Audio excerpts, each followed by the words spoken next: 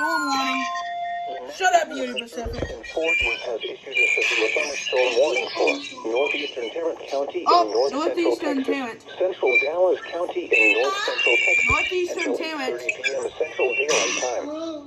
At 7:41 p.m. Central Daylight Time, a severe thunderstorm was located over Euless, moving east at 40 miles per hour.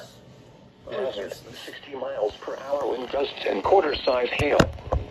Source, radar indicated. Impact, hail damage to vehicles is expected. Expect wind damage to roofs, siding, and trees.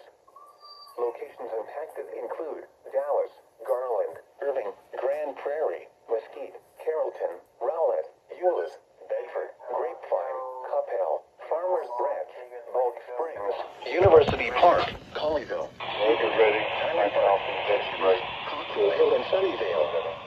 This includes the following highways: Interstate 35 between mile markers 423 and 440. Interstate 20 between mile markers 474 and 485. Interstate 30 between mile markers 37 and 64.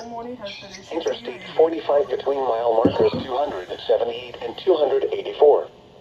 A tornado watch remains in effect until 11 p.m. Central Daylight Time for North Central Texas.